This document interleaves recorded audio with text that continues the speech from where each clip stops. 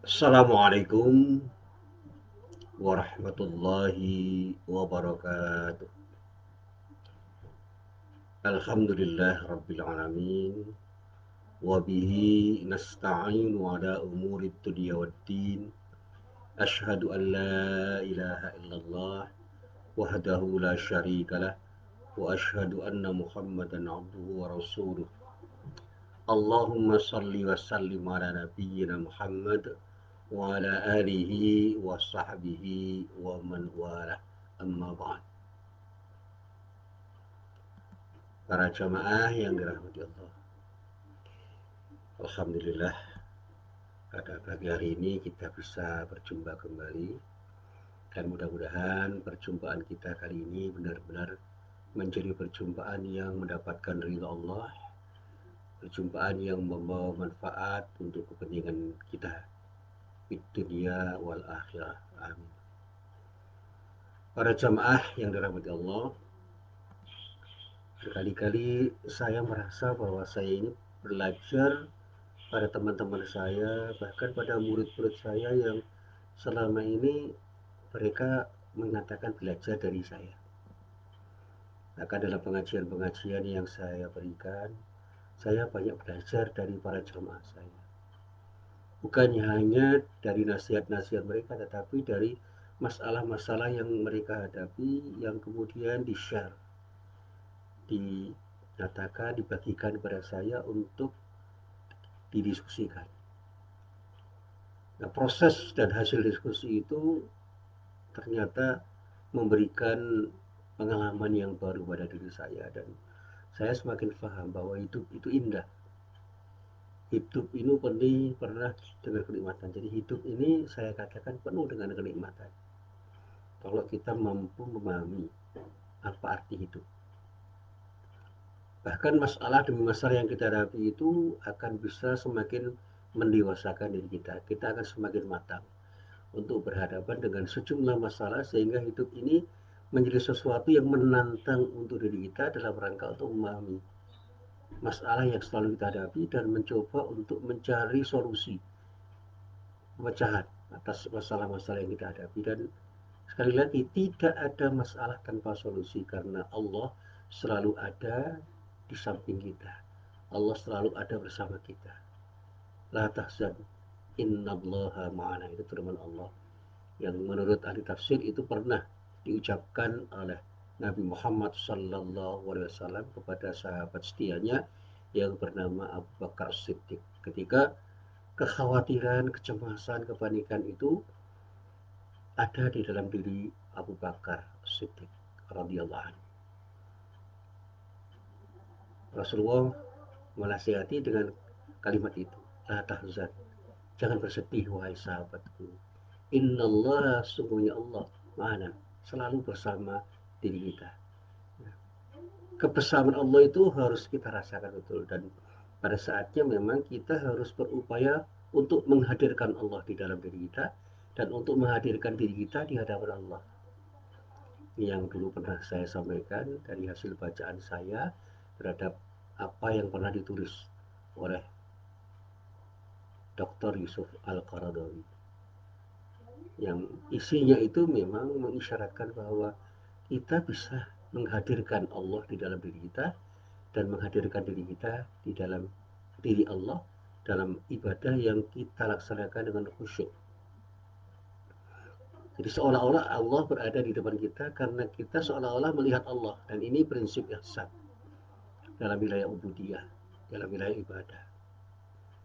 Demikian juga ketika kita bermuamalah, hadirkan diri kita pada orang yang berinteraksi dengan diri kita, dan hadirkan mereka yang berinteraksi dengan diri kita di dalam diri kita, sehingga kita bisa punya empati terhadap siapapun dan membangun empati siapapun pada diri kita, sehingga muncullah keinginan untuk berbagi dengan baik dan benar. Nah, para jamaah yang dirahmati Allah, setelah saya coba untuk saya renungkan apa yang saya pahami dari bagaimana kita memahami masalah dan kemudian mencari solusi, saya ditanya oleh orang, Pak Husin, kita ini kan punya musuh, Dan musuh terbesar kita itu adalah setan dengan seperangkat nilainya. Langkah-langkah yang mereka tawarkan itu semakin memukul, dan pada saatnya bukan tidak mungkin banyak orang yang mengikuti langkah setan, dan pada saatnya mereka itu akan menjadi hizbus syayatin, menjadi kelompok-kelompok pendukung para setan yang pada saatnya akan menjadi musuh-musuh Hizbullah, musuh-musuh kelompok atau komunitas yang betul-betul berpihak pada kebenaran yang datang dari Allah Subhanahu wa taala. Sebelum saya menjawab, saya mencoba merenung. Dan ternyata banyak ayat Al-Quran itu yang memberi pelajaran kepada diri kita bahwa di ketika Allah bersama kita, tidak ada yang bisa mengalahkan diri kita karena Allah selalu melindungi diri kita. Dan Allah Maha Perkasa untuk bisa menundukkan semua yang merasa perkasa. Allah Maha Kuasa dan bisa menguasai semua orang yang merasa paling berkuasa. Allah Maha Kuat, Al-Aziz. Aziz artinya apa? Disitulah kita harus sadar bahwa Azzah yang datang dari Allah, kemuliaan-kemuliaan yang datang dari Allah itu akan datang sebegitu rupa kepada diri kita di ketika kita memuliakan Allah dengan beribadah kepadanya. Dan itulah yang selalu saya sampaikan pada siapapun yang berinteraksi dengan diri saya, dan saya yakini bahwa tidak ada masalah yang tidak bisa kita selesaikan, tidak ada masalah yang tidak bisa kita selesaikan, termasuk ketika berhadapan dengan sejumlah masalah yang datang dari orang lain yang kita anggap sebagai musuh kita dan memusuhi diri kita, dan pada saatnya kita anggap mengganggu diri kita di dalam kehidupan kita. Nah, para jamaah yang dirahmati Allah, mari kita coba belajar dari ayat-ayat Allah yang ada di dalam kitab suci Al-Quran. Ayat-ayat kauniyah dan juga ayat-ayat kauniyah, yaitu peristiwa-peristiwa yang diabadikan oleh Al-Quran yang pada saatnya Quran itu berbicara tentang realitas yang kemudian diungkap menjadi kisah-kisah yang penuh dengan pelajaran pada diri kita. Salah satunya saya membaca sebuah rangkaian ayat yang terdapat di dalam surat Al-Baqarah mulai ayat 249 sampai ayat 252 tentang bagaimana Talut itu berperang melawan Daud. Bukan Talut, Jalut berperang melawan Daud, yang pada saat itu Daud bersama Talut itu melawan Jalut. Ini kisah-kisah yang dulu pernah diceritakan oleh guru saya. Ada orang yang bernama Talut, ada orang yang bernama Daud, hamba Allah, dua hamba Allah yang pada saatnya itu berkolaborasi untuk melawan orang yang dipandang kuat yang bernama Jalut. Nah, kisah itu saya coba untuk saya lacak di dalam Al-Quran dan saya temukan di dalam surat Al-Baqarah ayat 249 sampai ayat 252. Jadi sekali lagi kita bisa belajar dari keberhasilan Talut dan Jalut melawan Jalut. Talut dan Daud itu orang-orang yang oleh oleh Jalut, oleh orang yang dipandang kuat oleh banyak orang, dipandang lemah, dipandang sebelah mata. Sekali lagi, Jalut itu adalah orang yang dipandang kuat dan merasa kuat. Sementara Daud dan Talut itu adalah dua orang yang dianggap lemah oleh banyak orang. Tetapi dengan penuh keyakinan, Daud dan Talut itu berjuang untuk melawan Jalut. Dengan pertolongan Allah ternyata Talut dan Jalut itu bisa menangkan pertarungan itu. Dan sekali lagi banyak rangkaian ayat-ayat Al-Quran yang berisi tentang kisah-kisah yang mengandung ibrah atau pelajaran penting bagi diri kita kalau kita mau merenungkan makna dari ayat-ayat itu. Antara lain kisah tentang peperangan Talut yang berkolaborasi dengan Daud ketika melawan seorang penguasa yang sangat zalim yang bernama Jalut. Nah, kata guru saya dulu, saya pernah ingat sebelum saya baca kitab tafsir tentang masalah ini, kisah tersebut banyak menginspirasi para cendekiawan. Antara lain mendorong mereka untuk menawarkan gagasan tentang arti penting strategi perjuangan yang tepat untuk melawan kezaliman yang didukung oleh kekuatan yang di atas kertas dan diperkirakan mustahil untuk dikalahkan. Sekarang ini ada super power namanya Amerika. Orang mengatakan nggak mungkin mengalahkan Amerika itu. Ada lagi kekuatan yang sekarang lagi menjadi kekuatan yang sangat kokoh karena keberhasilan mereka untuk membangun ekonomi negaranya, yaitu Cina. Cina itu dianggap sebagai kekuatan yang tidak mungkin dikalahkan oleh negara-negara kecil yang sekarang ini bergantung pada mereka. Ya, kita berhitung di atas kertas, tapi dengan izin Allah semua bisa terjadi kok. Terlepas dari kontroversi tentang virus corona ini, dengan adanya virus corona itu tidak ada orang yang kuat untuk melawan makhluk Allah yang tidak terlihat oleh mata kepala kita. Ya, itu terlepas dari kontroversi tentang masalah itu. Karena ternyata sampai hari ini di negeri kita pun masih banyak orang yang cemas, resah, gelisah, dan bahkan panik berhadapan dengan makhluk Allah yang bernama virus corona itu. Sehingga kasus ini menjadi sesuatu yang luar biasa dihadapi oleh pemerintah kita, oleh masyarakat kita dengan cara yang beragam yang pada saatnya memang terlihat belum menemukan sesuatu yang paling tepat untuk melawan apa yang disebut orang sebagai virus corona itu.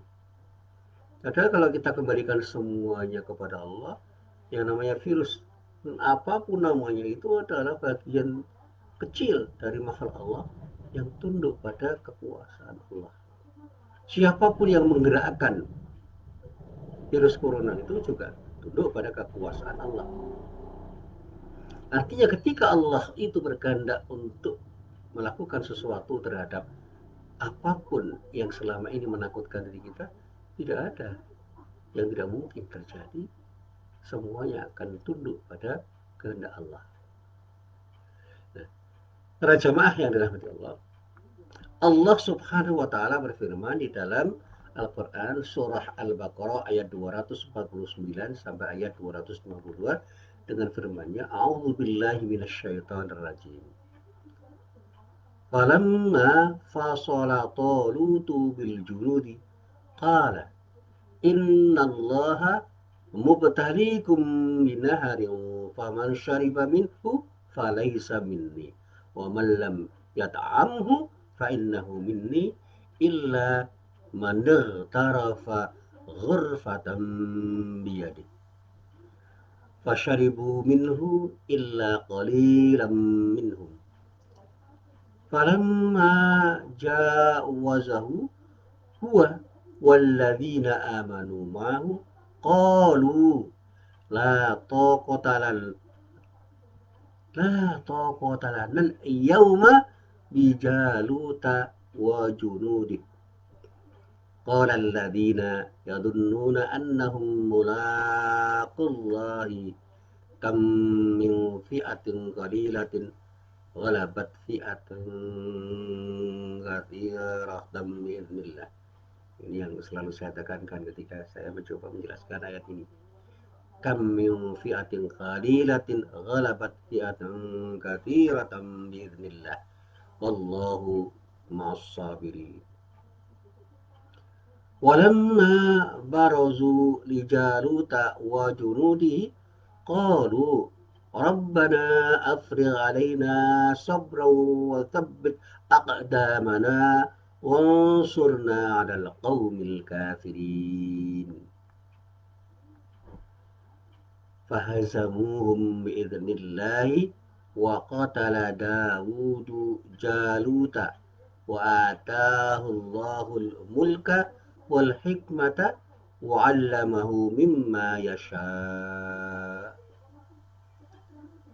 ولولا دفع الله الناس بعضهم ببعض لفسدت الأرض ولكن الله ذو فضل على العالمين تلك آيات الله نتلوها عليك بالحق وإنك لمن المرسلين. Di dalam ayat ini kalau kita terjemahkan dengan terjemahan yang sederhana, maka tatkala Talut keluar membawa tentaranya, ia berkata, sesungguhnya Allah akan mengujimu dengan suatu sungai. Maka siapa di antaramu meminum airnya, bukanlah ia pengikutku. Dan barang siapa tiada meminumnya, kecuali menciduk seciduk tangan, maka ia adalah pengikutku. Kemudian mereka meminumnya kecuali beberapa orang di antara mereka. Maka tatkala Talut dan orang-orang yang beriman bersama dia telah menyeberangi sungai itu, orang-orang yang telah minum berkata, tidak ada kesanggupan kami pada hari ini untuk melawan Jalut dan tentaranya. Orang-orang yang meyakini bahwa mereka akan menemui Allah berkata, berapa banyak terjadi golongan yang sedikit dapat mengalahkan golongan yang banyak dengan izin Allah. Sekali lagi, pernyataan orang-orang yang beriman kepada Allah dengan penuh keyakinan mengatakan, betapa banyak terjadi golongan yang jumlahnya sedikit bisa mengalahkan golongan yang jumlahnya banyak. Tetapi ada kata yang terangkai dengan izin Allah. Dan Allah beserta orang-orang yang sabar. Nah, tatkala mereka tampak oleh Jalut dan tentaranya, mereka pun Talut dan tentaranya berdoa, wahai Tuhan kami, tuangkanlah kesabaran atas diri kami dan kokohkanlah pendirian kami dan tolonglah kami terhadap orang-orang kafir. Mereka, tentara Talut, mengalahkan tentara Jalut dengan izin Allah dalam peperangan itu. Dikatakan Daud membunuh Jalut, kemudian Allah memberikan kepada Daud pemerintahan dan hikmah sesudah meninggalnya Talut, dan mengajarkan kepadanya apa yang dikehendakinya, sehingga Allah tidak menolak keganasan sebagian manusia dengan sebagian yang lain, pasti rusaklah bumi ini. Tetapi Allah mempunyai karunia yang dicurahkan atas semesta alam. Itu adalah ayat-ayat Allah. Kami bacakan kepadamu dengan hak, dengan benar, dan sesungguhnya kamu benar-benar salah seorang di antara nabi-nabi yang diutus. Nah, para jemaah yang dirahmati Allah, mari kita coba untuk kita pahami ayat ini. Jadi di dalam tafsir saya baca bahwa dikisahkan setelah Talut menjadi raja Bani Israel pada waktu itu, dan kekuasaannya itu semakin kuat, semakin kokoh, mereka pun bersiap-siap memerangi musuh mereka. Nah, diceritakan di dalam kitab tafsir terkumpullah hampir 80.000 pasukan Bani Israel. Nah, ketika Talut bertolak dengan pasukan Bani Israel yang sangat besar, Allah Subhanahu wa taala menguji mereka agar jelas siapa yang kokoh dan tenang, siapa pula yang tidak. Sesungguhnya Allah Subhanahu wa taala akan menguji dirimu dengan satu sungai. Maka siapa di antara kamu meminum airnya, ia durhaka, sehingga janganlah dia mengikuti kami, karena tidak ada kesabaran dan keteguhannya, karena kedurhakaannya. Dan siapa yang tidak meminum air itu, sesungguhnya dia pengikut dari Talut itu, pengikutku, kecuali menciduk dengan seciduk tangan. Tidak ada dosa atasnya berbuat demikian. Mudah-mudahan Allah Subhanahu wa taala memberkahi lalu mencukupi. Ini penjelasan dari para ahli tafsir yang saya ringkas. Nah, para jemaah yang dirahmati Allah, kisah ini cukup sederhana ketika kita baca selintas, tetapi mengandung anugerah yang luar biasa. Seorang raja Bani Israel yang bernama Talut itu memang raja yang sangat kuat.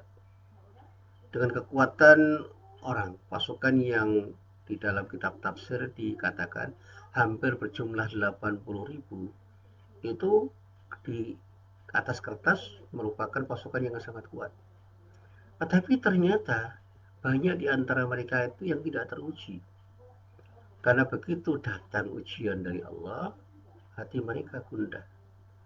Termasuk ketika diuji dengan sungai yang di saat itu memang bisa dipakai untuk minum. Di antara mereka itu kemudian meminum airnya. Padahal ada larangan. Kalaupun mau minum, sekedar minum seteguk artinya apa? Harus ada ketaatan yang prima dari orang yang mau berperang kepada pemimpin yang memimpinnya karena Allah.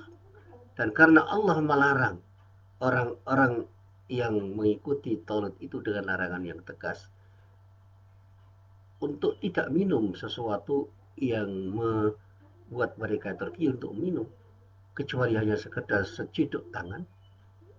Ternyata banyak orang yang rakus untuk minum air sungai itu sepuas-puasnya. Nah, gambarannya di sini kalau kita kaitkan dengan keadaan sekarang, banyak orang yang tergiur dengan sesuatu yang membuat mereka itu selupa kepada Allah.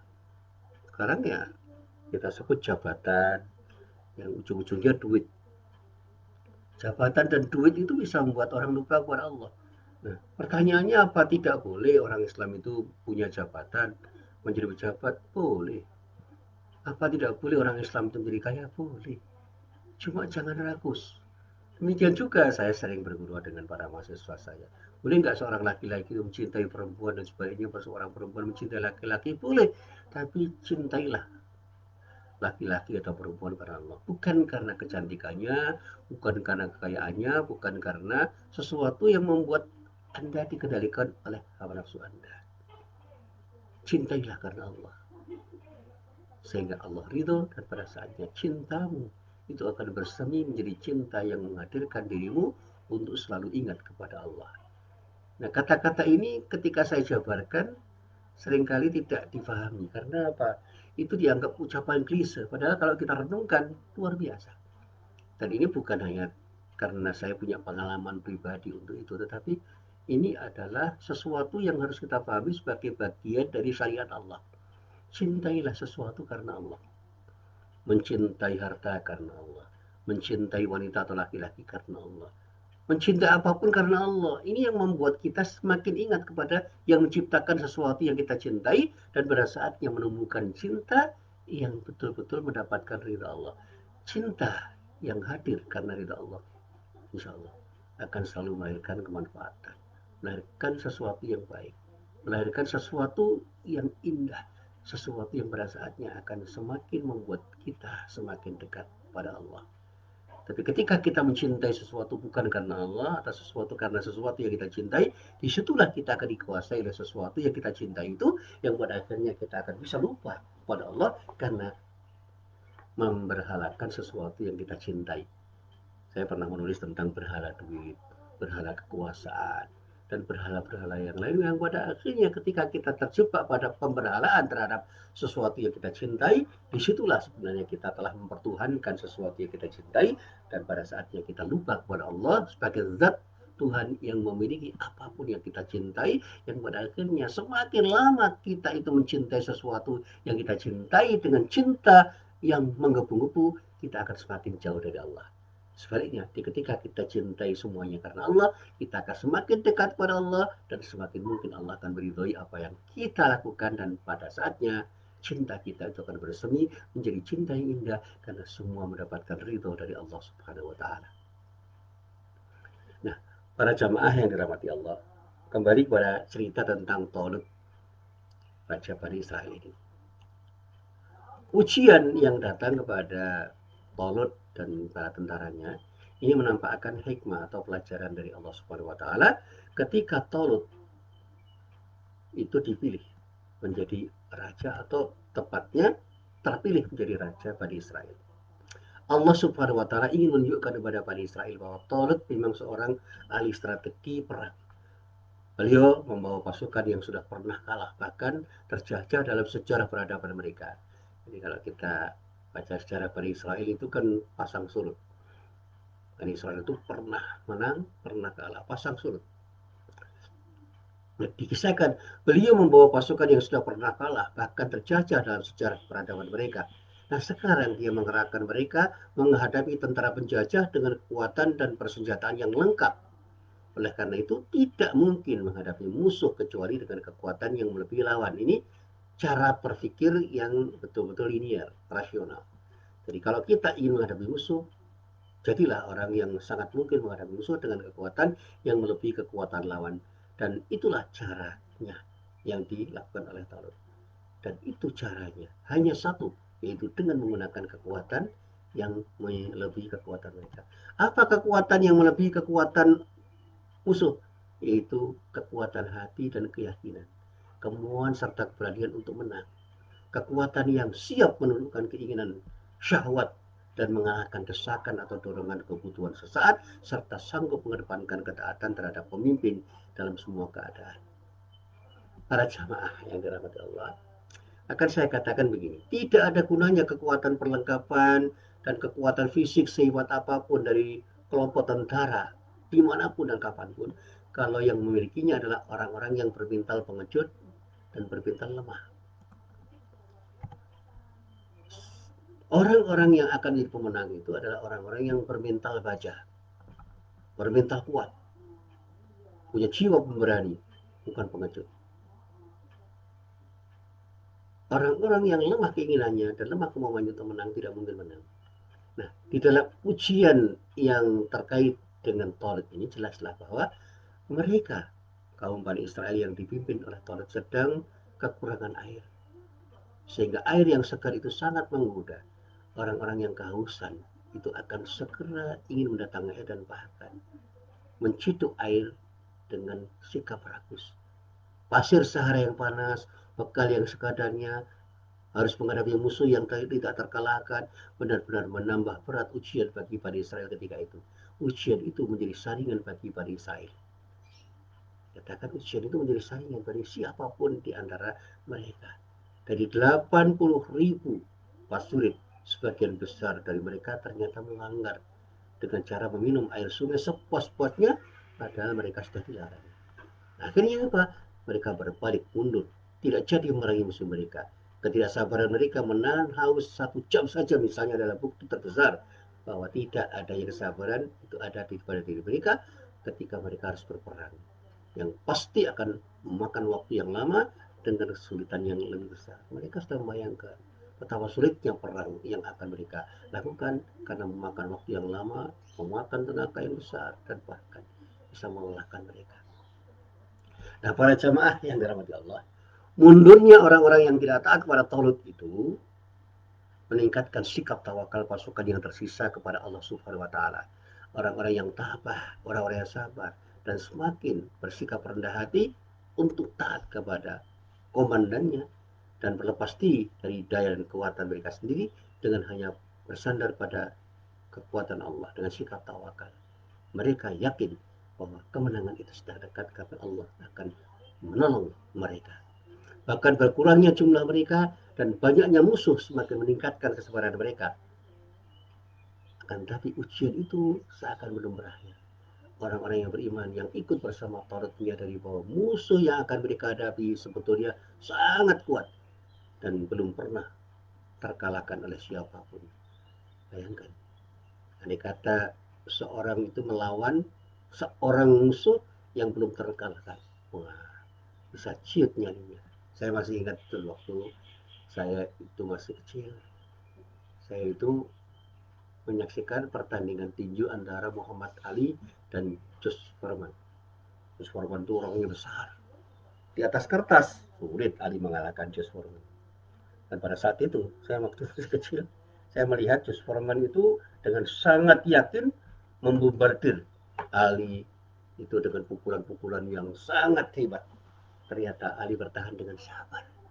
Dan pada saatnya Ali bisa mencuri waktu karena kelengahan Josh Foreman. Akhirnya dengan beberapa kali pukulan telak, Josh Foreman itu tergeletak dan terpukul knockout. Demikian juga ketika saya itu mencoba melihat bagaimana pertandingan antara Mike Tyson dengan lawan-lawannya. Terlalu kuat Mike Tyson untuk melawan musuh-musuhnya yang menjadi lawannya ketika bertanding. Tetapi ada orang yang bernama Evander Holyfield. yang sanggup meredam amarah siapapun dan memancing marah lawan-lawannya, dan ketika Tyson terpancing amarahnya dengan sikap, Evander Holyfield itu bisa mengalahkan Mike Tyson, padahal semua orang berhitung tidak mungkin Evander Holyfield akan mengalahkan Mike Tyson. Nah, ini cerita dari dunia tinju. Demikian juga saya pernah melihat sebuah pertandingan sepak bola antara klub-klub hebat yang ada di dunia ini. Saya melihat ada sebuah klub yang sangat diunggulkan pada waktu itu yang ternyata kalah oleh klub yang dianggap remeh oleh banyak orang. Demikian juga ketika Piala Dunia dan Piala Eropa, itu banyak orang yang meleset perhitungannya karena memandang rendah klub yang kemudian menyumbang timnas di sebuah negara, karena orang-orang itu tidak begitu dikenal. Tetapi ternyata negara itu dengan timnya bisa memenangkan pertandingan Piala Eropa dan Piala Dunia. Nah, terlepas dari apakah di situ ada permainan sabu atau tidak, kita tidak usah berbicara tentang itu. Nah, inilah yang bisa menjadi pelajaran. Jangan pernah kita merasa kuat pada saat kita itu berada di atas angin, karena Allah akan bisa membolak-balikkan keadaan. Dan jangan pernah merasa lemah ketika berada pada musuh, siapa musuh kita, karena kita harus yakin bahwa Allah bersama kita. Para jamaah yang dirahmati Allah, orang-orang yang beriman itu adalah orang-orang yang tidak pernah melanggar janji, termasuk orang-orang yang beriman yang menjadi pasukannya Talut. Mereka tidak melanggar janji mereka yang pernah terucap di hadapan Talut. Termasuk mereka tidak pernah melanggar janji mereka yang terucap di hadapan para Rasul Allah. Mereka siap berperang. Akan tapi ini setelah menyadari bahwa musuh mereka memiliki kekuatan yang lebih besar dan hebat, di antara mereka ada yang menyerah sebelum bertempur. Dari 80.000 pasukan yang itu, ya, yang kemudian dikatakan yang tersisa itu masih bisa dihitung dengan jari. Ini kalau mau kita katakan dengan ekstrim, meskipun tidak diceritakan yang tersisa berapa. Yang tersisa dan masih bertahan bersama Talut ketika menyeberangi sungai, yang dikatakan oleh ahli tafsir hanya sekitar 313 orang. 313 orang. Mereka inilah yang benar-benar memiliki kekuatan dengan sikap tawakal kepada Allah, dengan keimanan yang kokoh kepada Allah Subhanahu wa taala. Nah, orang-orang yang meyakini bahwa mereka akan menemui Allah Subhanahu wa taala itu adalah orang-orang yang memiliki iman yang teguh, punya keyakinan yang kokoh. Mereka meneguhkan dirinya dan meneguhkan orang yang bersama mereka, memenangkan pertarungan dengan diri mereka sendiri, karena mereka sanggup menenangkan pikiran mereka dan memerintahkan kepada diri mereka untuk bersabar. Bahkan kata mereka, sebagaimana yang terungkap di dalam kitab suci Al-Quran, kam min fi'atin qalilah walabat fi'atan katsirah biidznillah. Kam min fi'atin qalilatin ghalabat fi'atan katsiratan biidznillah. Betapa banyak golongan yang sedikit bisa mengalahkan golongan yang banyak dengan izin Allah. Nah, para jamaah yang dirahmati Allah, dengan keinginan dan kehendak Allah, semuanya bisa terjadi. Ini yang harus kita yakini. Ketika Allah sudah berkehendak, ketika Allah sudah berkeinginan, tidak ada yang mustahil akan terjadi. Dengan kata lain, semua urusan itu ada di tangan Allah. Orang-orang yang mulia adalah yang dimuliakan Allah, dan orang-orang yang hina adalah orang yang dihinakan Allah. Karena itu, jumlah yang banyak itu tidak menentukan kemenangan. Tidak berguna sedikit pun bila dihinakan oleh Allah Subhanahu wa taala. Sebaliknya, jumlah yang sedikit tidak akan hancur atau kalah bila ditolong oleh Allah Subhanahu wa taala. Allah selalu bersama orang-orang yang sabar. Dia akan menolong dan memberi taufik kepada mereka. Akan tetapi, sebab yang paling utama menyebabkan turunnya pertolongan Allah Subhanahu wa taala dikatakan di dalam ayat ini adalah kesabaran dari setiap orang, dari setiap hamba Allah itu sendiri. Sebagaimana yang tertuang di dalam ayat Al-Quran, Qulillahumma malikal mulki tu'til mulka man tasha wa tanzi'ul mulka mimman tasha wa tu'izzu man tasha wa tudhillu man tasha yadikal khair innaka ala kulli syai'in qadir. Katakanlah, wahai Tuhan yang mempunyai kerajaan, Engkau berikan kerajaan kepada orang yang Engkau kehendaki dan Engkau cabut kerajaan dari orang yang Engkau kehendaki. Engkau muliakan orang yang Engkau kehendaki dan Engkau hinakan orang yang Engkau kehendaki. Di tangan Engkau lah segala kebajikan. Sesungguhnya Engkau Maha Kuasa atas segala sesuatu. Jadi, kuasa Allah itu tidak terbatas. Dan pada saat kuasa Allah itu bekerja untuk melemahkan orang, orang akan lemah. Sebaliknya ketika kuasa Allah itu bekerja untuk menguatkan orang, semua akan kuat. Dengan perlindungan Allah, semuanya akan terjadi di luar dugaan kita. Kita yang dianggap lemah akan menang. Tetapi dengan kehendak Allah, siapapun yang memandang dirinya kuat atau dipandang kuat akan kalah dengan kehendak Allah. Akhirnya, nasihat-nasihat itu masuk ke dalam hati orang yang beriman dan memberi pengaruh yang sangat kuat pada orang yang beriman. Itulah sebabnya ketika mereka menghadapi Jalut dan pasukannya, Tolut dan pasukannya pun berdoa, ya Allah ya Tuhan kami, tuangkanlah kesabaran atas diri kami, karena kesabaran itulah yang menjadi modal mereka untuk melawan orang-orang yang sombong. Nah, maksud dari doa ini kata para ulama tafsir adalah peliharalah hati kami, curahkanlah kesabaran untuk kami, kokohkanlah kaki kami agar tidak goncang dan melarikan diri, serta tolonglah kami menghadapi orang-orang kafir. Dari doa inilah kita ketahui. Sekali lagi di dalam kitab tafsir dikatakan di doa ini pula kita mengetahui bahwa Jalut dan tentaranya adalah orang-orang kafir. Allah Subhanahu wa taala mengabulkan doa orang-orang yang beriman itu. Dan disitulah kemudian terjadi sesuatu yang luar biasa. Dengan terkabulnya doa orang-orang yang beriman dengan ridha Allah, mereka tertolong, bisa mengalahkan orang-orang kafir yang dipimpin oleh Jalut. Disitulah kemudian dikatakan Daud alaihissalam yang ikut serta dalam pasukan Tolut adalah anak bungsu Isha yang semuanya berjumlah 12 orang. Tubuhnya kecil, belum nampak layak untuk bertempur seperti prajurit lainnya, tetapi dia tampil sebagai orang yang hebat di antara sekian banyak orang yang menjadi pasukan Tolut. Jadi Daud itu terselip di situ, ya, seorang anak manusia yang bertubuh kecil dibandingkan yang lain, yang tidak dibutuhkan, tetapi oleh Allah diberi kekuatan yang luar biasa untuk bisa mengalahkan Jalut yang dipandang hebat. Nah, disinilah dikatakan oleh para tafsir, keimanan dan keberanian Daud jauh melebihi manusia yang lain. Pada waktu kedua pasukan bertemu, seperti biasa Jalut penantang bertempur satu lawan satu. Ayo, siapa yang berani melawan saya? Di antara pasukan Tolut tidak ada yang berani menghadapinya. Padahal ketika itu Tolut telah mengumumkan bahwa siapa yang dapat membunuh Jalut akan dinikahkan dengan putrinya dan diberinya separuh kerajaan. Dan ternyata bukan itu yang dicari oleh Daud alaihissalam, melainkan ridha Allah subhanahu wa ta'ala. Belum meminta izin pada Tolut untuk maju, tetapi dicegah oleh Tolut. Kenapa? Tolut gak yakin dengan kemampuan Daud, tetapi Daud tetap yakin. Akhirnya Daud alaihissalam maju sendiri dan menyambut tantangan Jalut dan bisa membunuh raja kafir yang zalim itu dengan keberanian, dengan kekuatan dan kesabarannya. Atas izin Allah, Tolut dan tentaranya pun dimenangkan oleh Allah ketika melawan Jalut yang sangat kuat. Mereka kembali ke negeri mereka dan Tolut pun menepati janjinya, menikahkan Daud dengan putrinya dan membagi dua kerajaan Bani Israel. Kemudian Allah Subhanahu wa taala memberi karunia kepada Daud untuk menguasai menjadi raja Bani Israel dengan hikmah, yaitu nubuwah, kenabian yang meliputi syariat yang mulia dan jalan yang lurus.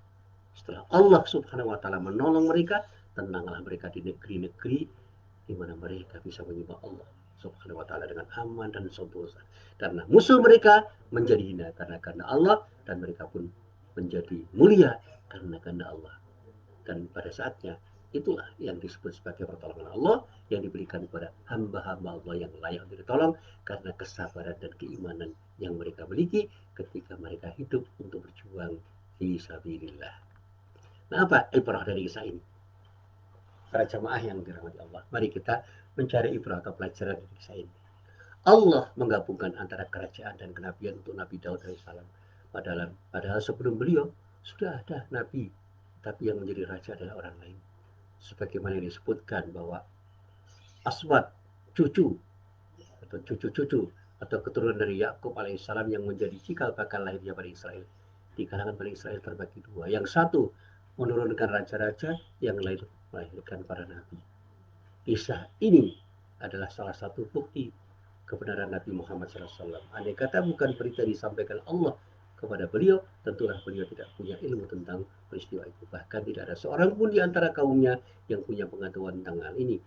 Nah, di dalam kisah ini terdapat tanda kekuasaan Allah dan pelajaran yang bisa kita petik, bahwa ketika kita itu yakin pada Allah dan Allah memberikan sesuatu berdasar keyakinan kita, siapapun bisa menjadi pemenang dan siapapun akan bisa menjadi pecundang, karena Allah telah menunjukkan kekuasaannya untuk menolong orang-orang yang memang layak ditolong dan menghinakan orang-orang yang layak untuk dihinakan. Kebenaran itu akan menang, tetapi perlu waktu yang bisa kita lalui untuk menunjukkan kesabaran kita ketika kita berjuang. Talut itu adalah bukti bahwa dialah raja yang sangat bijak untuk memimpin pasukannya dengan kesabarannya bisa mengalahkan kelompok besar yang dipimpin oleh Jalut. Dan Daud yang dipandang remeh bisa mengalahkan orang-orang yang dianggap hebat karena kekuasaan Allah. Jangan sombong karena kekuatan yang ada pada diri kita, tapi sebaliknya, jangan rendah diri ketika kita itu melawan orang-orang yang kita pandang kuat, karena dengan izin Allah semua bisa terjadi. Dan serahkan semua kepada Allah dengan harapan mudah-mudahan kita akan memberikan manfaat kepada siapapun, karena Allah telah memberi kekuatan kepada kita untuk membuat sesuatu dengan izinnya. Dan jadilah orang yang selalu bersikap rendah hati untuk selalu bermohon kepada Allah agar Allah memberikan kekuatan yang terbaik untuk mengalahkan kekuatan setan yang pada akhirnya akan bisa membuat diri kita semakin dekat dengan Allah Subhanahu wa taala. Dan sekali lagi sebaliknya, jangan sombong karena Allah tidak mencintai orang-orang yang bersikap sombong. Allahu a'lam bishawab. Billahi taufiq wal hidayah. Wassalamualaikum warahmatullahi wabarakatuh.